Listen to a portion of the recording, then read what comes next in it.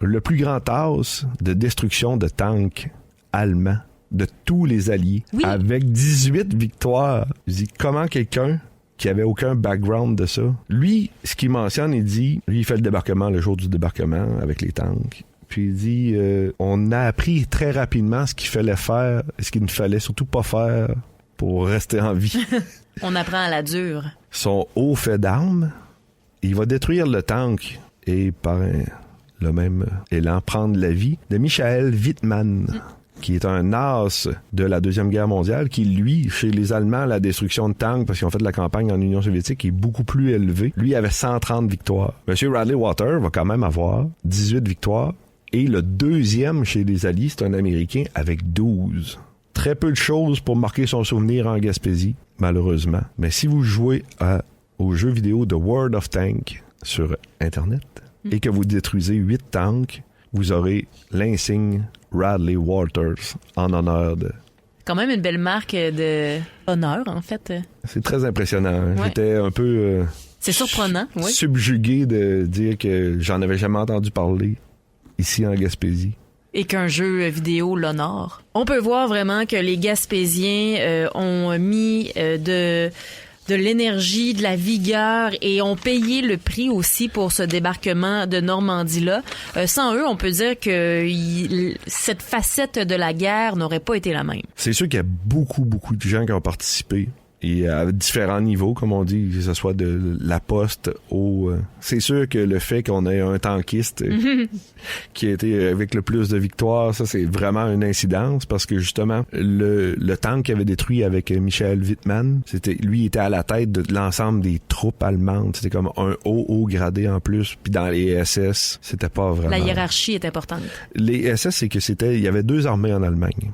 Il y avait la Wehrmacht, qui était l'armée traditionnelle, puis il y avait les SS, qui était une armée parallèle, des troupes de choc, avec des gens qui étaient suivis un entraînement, pour la petite histoire, avec des vraies balles, avec un taux de perte entre 5 et 10% à l'entraînement. Donc c'est ça, ils vont être confrontés à ça, les Gaspésiens, ils vont être confrontés à des gens qui ont reçu un lavage de cerveau, mais en même temps, plus la guerre en 45 avance, plus personne ne veut plus mourir, parce tout le monde voit la fin. Mm-hmm.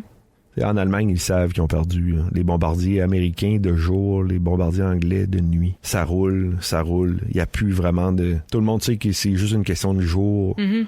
C'est à partir de ce moment-là que tu veux pas décéder. Pour ce qui est de nos Gaspésiens qui vont s'enrôler pour le Japon, 2 bombes atomiques plus tard feront qu'ils ne se rendront jamais au Japon, parce que ça va être la reddition du Japon après la bombe de Hiroshima puis Nagasaki. S'il y a des gens qui pensent, vous avez parlé de la guerre, mais vous avez pas parlé des atrocités allemandes, ça sera pour un autre épisode. Le prochain épisode, qui sera Amour, médecine et correspondance de guerre. Ça va être très intéressant. Bien hâte de jaser de tout ça avec toi, Félix Fournier. Merci beaucoup pour cet épisode sur le débarquement de Normandie. On a quelques épisodes, mais je pense qu'on pourra en faire encore d'autres là-dessus sur l'implication gaspésienne. Ça, c'est garanti. En terminant, je voudrais remercier plein de gens de la TV communautaire de l'Estran pour les extraits de Firmin Fournier, Jacques Bouchard qui l'a interviewé à l'époque. Il y a aussi la famille de Émile de Seller pour tout le matériel qu'ils m'ont passé. Je ne vous ai pas parlé d'Émile de Seller, c'est parce que je suis en attente d'avoir un extrait où on l'entend bien parler. T'en gardes pour plus tard. J'en garde un petit peu plus tard. Ça sera pour l'épisode bonus. C'est ça, la famille Rodrigue Le Seller puis Martin Le Seller qui m'avait passé les livres de leur père. Merci à Madame Diane Sinette pour ces informations de première main. Et merci à toi, Émilie, de m'accompagner dans ce magnifique voyage à travers la Deuxième Guerre mondiale. Ça me fait un immense plaisir.